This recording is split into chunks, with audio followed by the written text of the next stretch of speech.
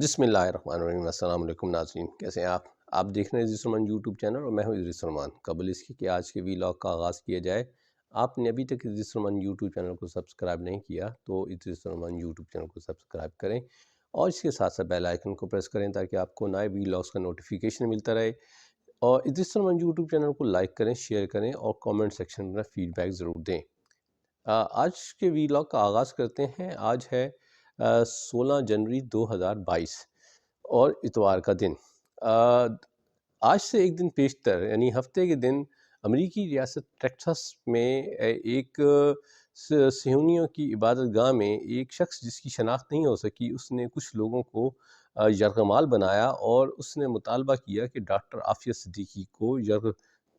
Release کیا جائے۔ Doctor Aafia Siddiqui جو کہ پاکستانی نیورو سائنٹسٹ ہیں اور جو اس وقت وفاقی جیل میں اپنی قید کاٹ رہی ہیں۔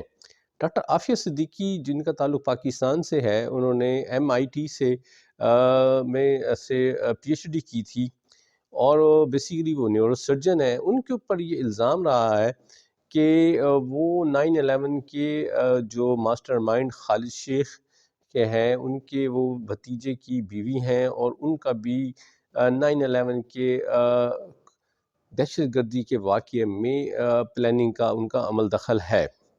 ڈاکٹر عافیہ صدیقی کو 2008 میں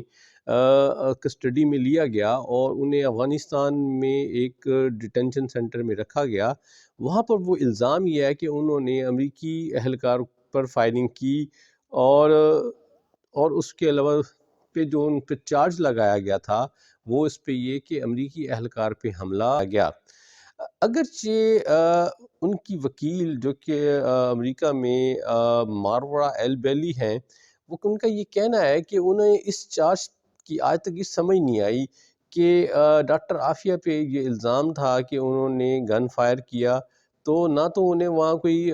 گن فائر کا کوئی وہ ملا، نہ کوئی سوراخ ہوا، نہ کوئی بارود ملا، نہ وہاں کوئی شیل ملا۔ ہاں، البتہ ڈاکٹر عافیہ ضرور زخمی ہوئیں۔ اس ایونٹ میں ڈاکٹر عافیہ صدیقی کو زخم آئے تھے اور انہیں بعد میں طبی امداد دینے کے بعد امریکہ منتقل کر دیا گیا تھا۔ 2010 میں ڈاکٹر عافیہ صدیقی پر ٹرائل چلایا گیا فیڈرل عدالت میں اور جیوری نے انہیں ان الزام میں کا مرتکب ہونے پر 86 سال کی سزا سنائی گئی تھی۔ ڈاکٹر عافیہ صدیقی ان دنوں امریکہ کی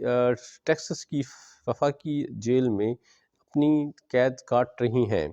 اور اس دورانیے میں بھی جیل پر ان پر حملہ ہوا ہے، جس پہ ان کے جو وکیل اور ان کے جو ڈاکٹر عافیہ صدیقی کے کاز کی حمایت کرتے ہیں امریکہ میں، انہوں نے اس کے اوپر بڑا شدید رد عمل دیا ہے۔ اب جبکہ یہ جو واقعہ جس میں ڈاکٹر عافیہ صدیقی کی ریلیز کا مطالبہ کیا گیا تھا اور بعد میں اس شخص کو FBI کے جو اہلکار سے انہوں نے اس کو قتل کر دیا ہے، اس حوالے سے ابھی تک اس کی نشاندہی تو نہیں ہو سکی، لیکن اس نے دعویٰ کیا تھا کہ وہ اپنی بہن عافیہ صدیقی کی رہائی چاہتا ہے۔ تو اس حوالے سے ڈاکٹر عافیہ صدیقی کی وکیل مارورا البیلی کا یہ کہنا ہے کہ وہ ان کا بھائی قتل نہیں ہو سکتا، کیونکہ ان کے بھائی سے کچھ عرصہ پہلے فون پہ بات ہوئی ہے اور ان کا نہیں خیال کہ ان کے بھائی کسی قسم کے اس طرح کے کام میں ملوث ہوں۔ ان کا یہ بھی دعویٰ ہے کہ ڈاکٹر عافیہ صدیقی اس کے قسم کے نہ ہی وہ کام میں ملوث رہی ہیں اور نہ ہی وہ کسی وائلنس کے کام کی حمایت کر سکتی ہیں۔ اس کے ساتھ ساتھ جو council of American Muslim relations ہے، انہوں نے بھی اس عمل کی مذمت کی ہے اور انہوں نے کہا ہے کہ اس ہوسٹ جو حملہ آور کا ڈاکٹر عافیہ صدیقی سے قطعاً کوئی تعلق نہیں ہے، اور اس کا یہ عمل جو ہے وہ انسانیت کے لحاظ سے ایک بدترین عمل ہے۔ اور انہوں نے بلکہ جب ابھی تک وہ واقعہ بھی ریزالو نہیں ہوا تھا تو اس دورانیے کی اس پہ بندے کو یہ کہا بھی تھا کہ وہ ان یرغمالیوں کو چھوڑ دے اور اپنے آپ کو قانون کے حوالے کر دے۔ ڈاکٹر عافیہ صدیقی کے حوالے سے یہ اب تک کوئی پہلا واقعہ نہیں ہے کہ جب ڈاکٹر عافیہ صدیقی کو کسی یرغمالی کے رہائی کے عوض جو ہے ان کی رہائی کا مطالبہ کیا گیا ہو۔ سن 2012 میں ایک بڑا اہم واقعہ ہے، اور اس میں کچھ حد تک حکومت پاکستان کے بھی کچھ حد تک شواہد ملتے ہیں کہ حکومت پاکستان بھی اس میں شامل رہی۔ سن 2012 میں ایک امریکی سارجنٹ بوئے برگڈ ہیل کے بارے میں یہ تھا کہ وہ کہیں افغان طالبان کی قید میں ہیں۔ تو اس وقت یہ کہا جاتا ہے کہ حکومت پاکستان نے امریکہ سے ڈاکٹر عافیہ صدیقی کی رہائی کے بدلے میں یہ کہا تھا کہ اگر ڈاکٹر عافیہ صدیقی کو رہا کر دیا جائے تو پاکستان امریکی سارجنٹ بوئے برگڈ ہیل کی رہائی میں تعاون کر سکتا ہے۔ اس وقت اگرچہ اس پہ کچھ زیادہ بات چیت تو نہ ہو سکی، اس پہ زیادہ نہ بات چلی، کیونکہ امریکی ایڈمنسٹریشن کا جو پوائنٹ آف ویو یہ تھا کہ امریکہ میں اس قسم کے کسی بھی مسئلے پہ یا اس پہ ڈیل پہ نہیں کیا جا سکتا، کیونکہ امریکی قانون کے مطابق اول تو یہ ڈیل ہو نہیں سکتی، دوسرا ڈاکٹر عافیہ صدیقی پہ دہشت گردی کا چارج ہے، تو دہشت گردی کے کیسز میں امریکہ اس نوعیت کے کسی قسم کے نہیں کر سکتا۔ دوسرا اس کے بارے میں یہ بھی ہے کہ اس وقت کی جو ایڈمنسٹریشن یعنی براک اوباما کی ایڈمنسٹریشن میں یہ بھی تھا کہ انہوں نے کہا یہ ایک بڑا پیچیدہ عمل ہے، کیونکہ ڈاکٹر عافیہ صدیقی کی رہائی اس وقت تک ممکن نہیں ہو سکتی، یا تو امریکی صدر انہیں معافی دے دیں، یا پھر دوسری صورت یہ ہو سکتی کہ اگر امریکہ ان کو پاکستان کے حوالے کر دیتا اور وہ اپنی باقی ماندہ جو سزا ہے وہ پاکستان میں گزارتی، لیکن کیونکہ امریکہ اور پاکستان کے درمیان اس قسم کا کوئی معاہدہ نہیں تھا، تو اس حوالے سے بوئے برگڈ ہیل کے رہائی کے حوالے سے اس قسم کی ایسی کوئی ڈیل نہ ہوئی۔ لیکن حیرت انگیز بات یہ ہے کہ بعد میں وہی امریکی سارجنٹ جو ہے 5 افغان لیڈران کی گوانتانامو بیس سے رہائی کے نتیجے میں رہا ہو گئے، اور اس وقت بھی اس رہائی پہ امریکہ میں بڑی تنقید ہوئی، لیکن اس وقت کی ایڈمنسٹریشن نے پھر یہ کلیم کیا کہ جی بوئے برگڈ ہیل کی جو رہائی ہے وہ کوئی دہشت گردی کے مجرموں کی نہیں بلکہ وار ٹائم قیدیوں کی رہائی کے عوض ہوئی ہے۔ اس کے ساتھ ساتھ اور بھی کچھ مواقع ہیں جہاں ڈاکٹر عافیہ صدیقی کی رہائی کا مطالبہ آیا اور ان کو ٹیگ کیا گیا امریکی یرغمالیوں کے حوالے سے۔ سن 2010 میں طالبان نے ڈاکٹر عافیہ صدیقی کی رہائی کا مطالبہ کیا تھا، اور اس سلسلے میں ایک برٹش جو امدادی کارکن لنڈا نورگروو کی رہائی کے بدلے میں ڈاکٹر عافیہ صدیقی کی رہائی کا مطالبہ کیا گیا۔ بعد میں دو سوئٹزرلینڈ کے شہریوں کی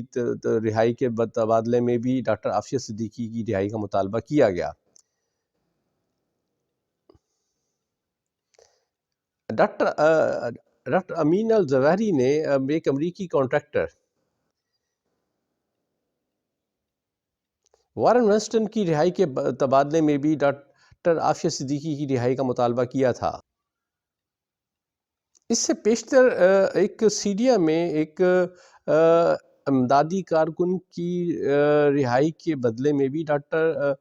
عافیہ صدیقی کی رہائی کا مطالبہ آیا ہے، تو اس حوالے سے ڈاکٹر عافیہ صدیقی کی فیملی کا اس موقع پہ بھی ایک رد عمل آیا۔ ایک خط کے ذریعے ڈاکٹر عافیہ صدیقی کی فیملی نے اس پہ اپنا رد عمل دیا تھا، جس کے مطابق انہوں نے کہا کہ ان کے لیے یہ انتہائی افسوسناک ہے کہ ان کی ہمشیرہ ڈاکٹر عافیہ صدیقی کا نام اس قسم کے واقعات میں لیا۔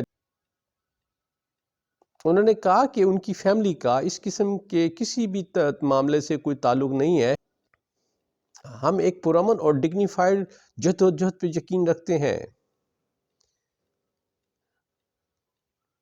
اور ڈاکٹر عافیہ صدیقی کا نام کسی بھی ایسے واقعے سے اٹیچ کرنا جس میں وائلنس ہو، وہ بذات خود ڈاکٹر عافیہ صدیقی کے کاز کے لیے نقصان دہ ہے۔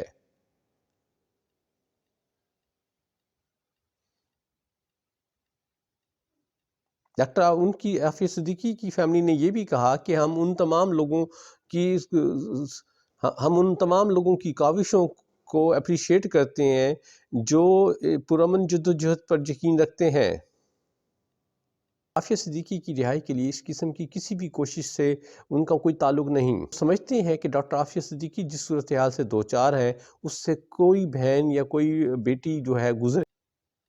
ڈاکٹر عافیہ صدیقی کی وکیل ماورا کا بھی یہ خیال ہے کہ ڈاکٹر عافیہ صدیقی کے بھائی جو ہیں وہ اس قسم کا کوئی قسم کا کام نہیں کر سکتے، اگرچہ اب صورتحال یہ ہے کہ وہ جو اٹیکر ہے اس کو مار دیا گیا ہے اور اس کی آئیڈینٹیفیکیشن بھی واضح نہیں ہے، تو اس حوالے سے ڈاکٹر عافیہ صدیقی سے منسلک تمام لوگوں کا خیال یہ ہے کہ اس اٹیکر نے شاید کسی اپنے مذموم مقاصد کے حصول کے لیے ڈاکٹر عافیہ صدیقی کا نام استعمال کیا ہو۔ بہرحال یہ اب تک کا واقعات ہیں اور اس میں آنے والے دنوں میں مزید صورتحال مزید واضح ہوگی۔ یہ تھا آج کا ویلاگ، امید ہے کہ آپ کو پسند آئے گا۔ خوش رہیں، آباد رہیں، السلام علیکم۔